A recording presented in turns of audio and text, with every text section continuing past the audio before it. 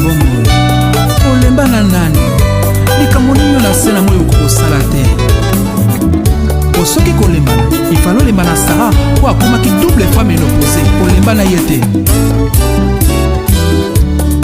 soki kozala na difficulté ifalaki ezala na ebandeli okela mokili ozwa échantillon na nani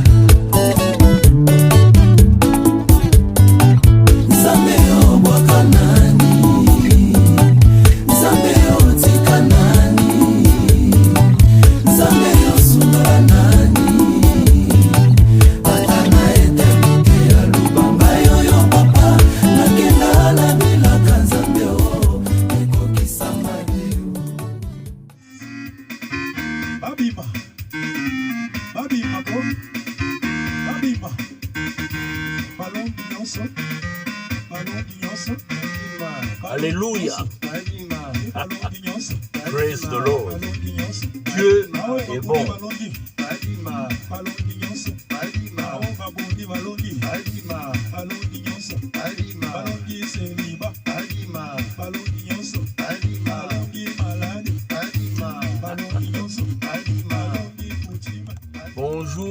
Bonjour mes chers téléspectateurs de Kwikla et Disanka. Parler avec joie.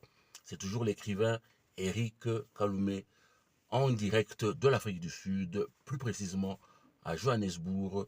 Nous avons maintenant commencé avec les profondeurs de l'âme de l'homme, le côté émotionnel de l'homme, le cœur humain, là où il y a son intellect, ses pensées, là où il y a sa motivation, ce qu'il aimerait devenir dans la vie, ses désirs les plus profonds, son côté émotionnel.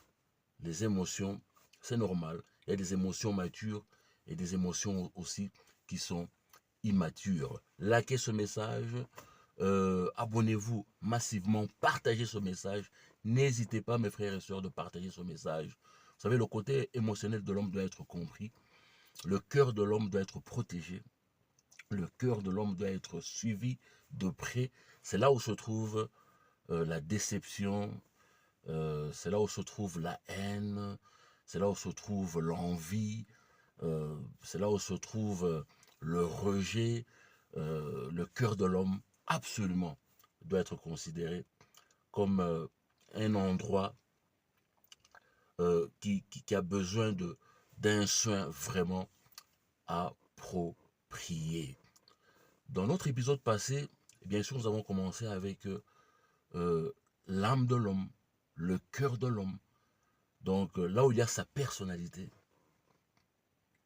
son vouloir, ce qu'il sent, donc émotionnellement, et à quoi il pense. Lorsque nous lisons 2 Corinthiens, chapitre 5, le verset 17, qui parle de la naissance spirituelle. Si vous consultez mes épisodes passés sur les profondeurs de l'esprit, j'ai eu à expliquer en profondeur la naissance spirituelle. Bien sûr, nous continuons avec cela puisque avant de commencer le processus de sanctification, il faut absolument naître spirituellement. Donc la naissance spirituelle, un changement de cœur, une décision qui est unique et qui est très très importante, absolument très importante. Donc ce changement de cœur, donc lorsqu'on reçoit la parole de Dieu, lorsqu'on prend la décision d'écouter la parole de Dieu, d'obéir bien sûr à la parole de Dieu, et qu'on prend une décision, ce changement de cœur, ce changement d'attitude envers Dieu, bien sûr, permettra à Dieu de faire ce qu'il doit faire dans ta vie, n'est-ce pas? Absolument. Donc, en principe, spirituellement, lorsqu'il y a une naissance spirituelle, spirituellement, on devient une nouvelle personne. Mais ton âme, ton côté émotionnel, là où se trouvent tes pensées, là où se trouvent tes motivations, la volonté, n'est pas encore née de nouveau.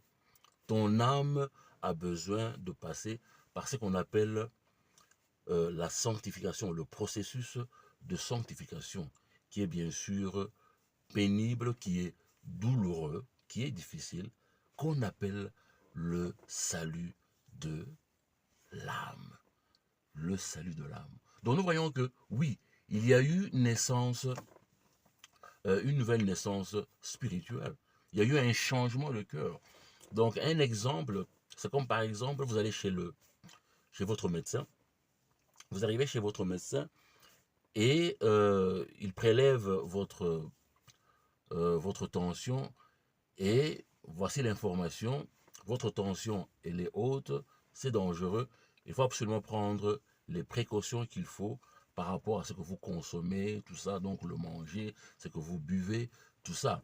Et puis le médecin vous dit que non, il faudra parler à un nutritionniste, par exemple.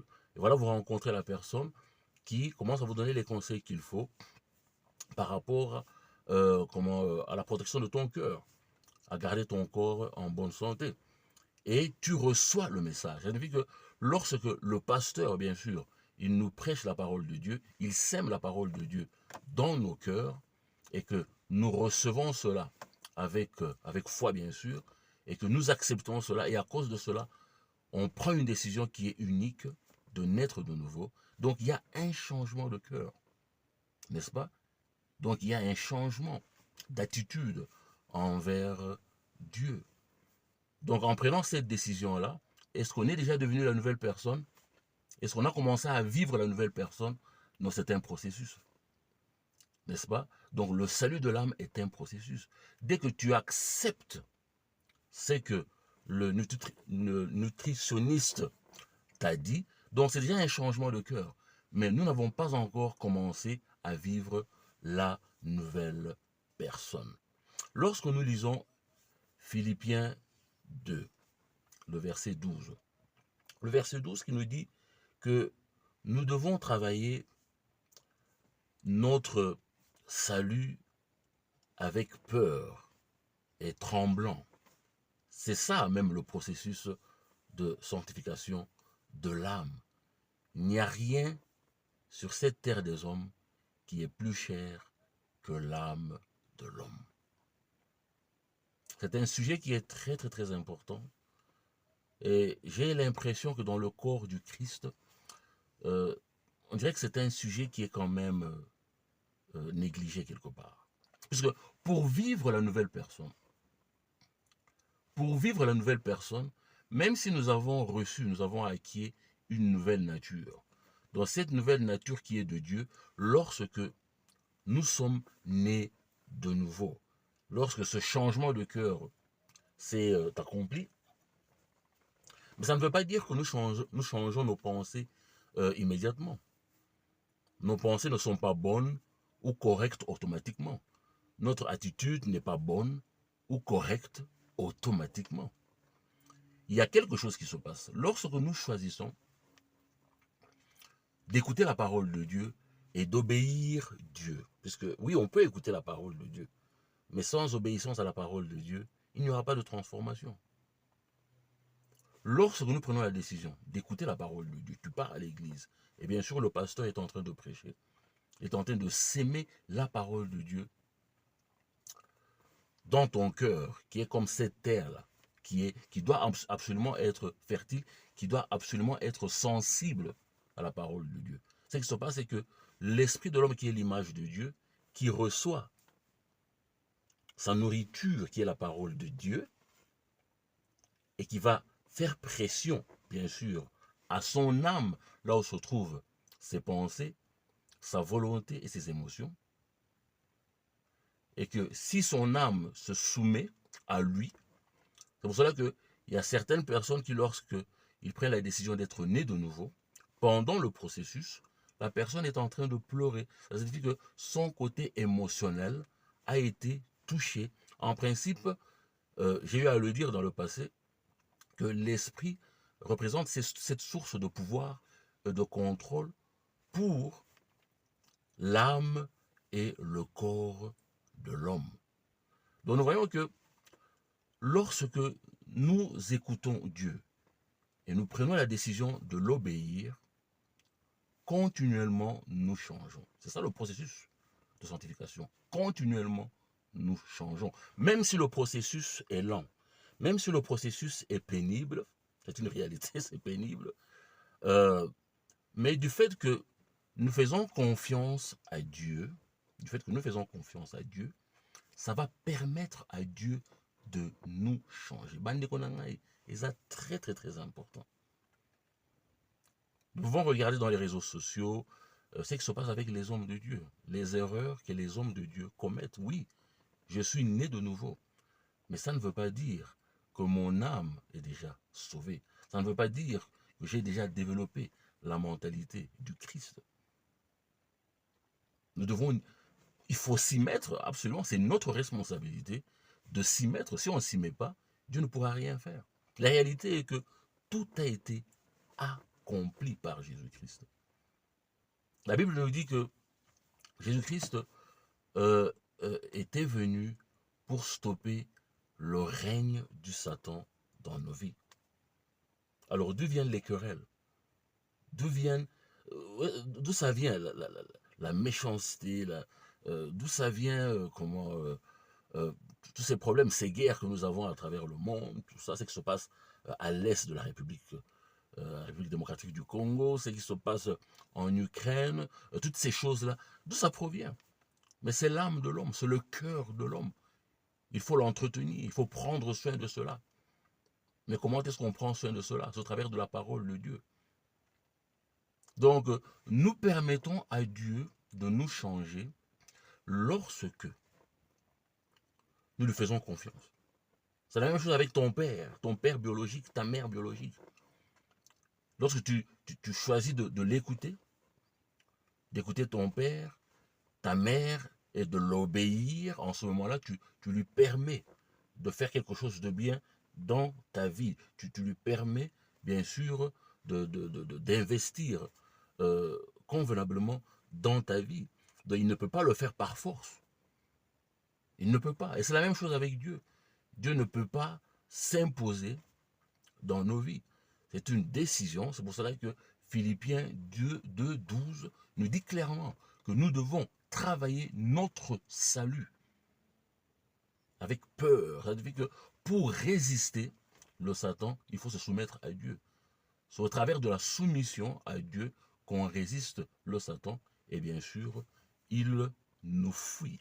Donc nous voyons que être né de nouveau est une décision qui est unique. Mais le processus de sanctification, lorsqu'on parle du salut de l'âme, c'est une décision qui est journalière et consciente que l'on prend. Donc chaque jour, on doit se repentir. Donc il y a une amélioration au fur et à mesure que les jours passent et on doit absolument s'y mettre. Donc on devient la nouvelle personne avec le temps, on doit s'y mettre et on le fait avec diligence. Et qui récompense? C'est Dieu qui récompense. Donc c'est un engagement. Et lorsqu'on parle de l'engagement, l'engagement est la volonté d'endurer le résultat de l'obéissance. Donc lorsque tu t'engages, donc c'est volontairement.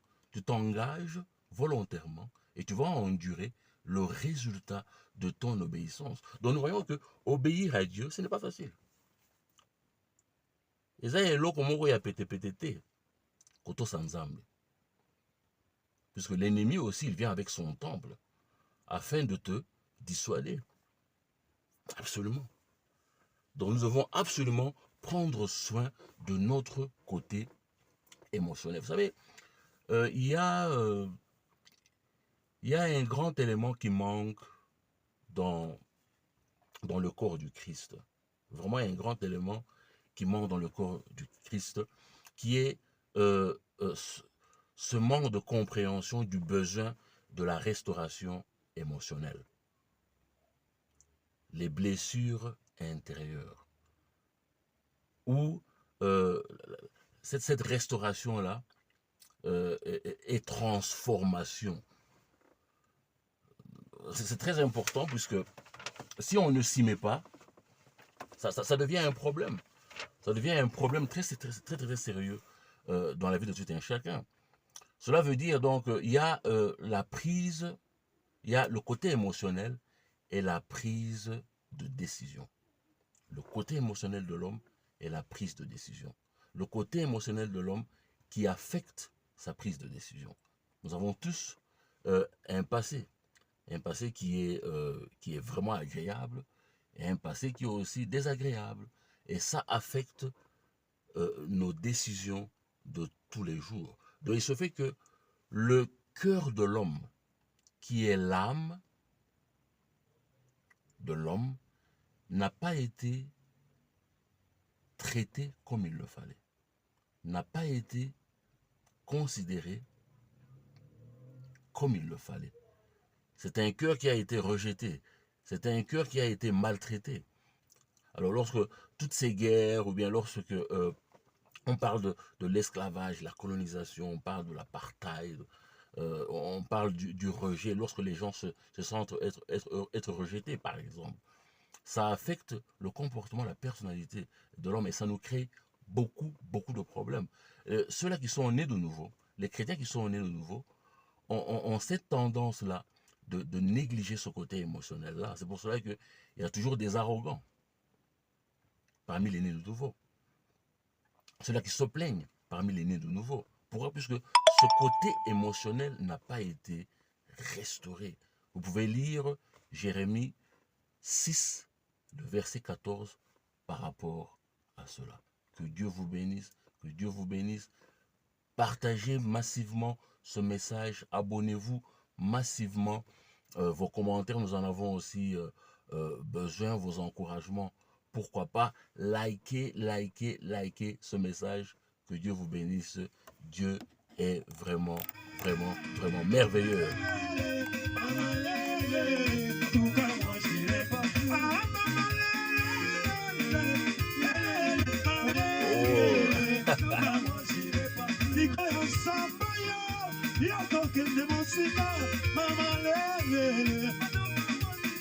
Alléluia.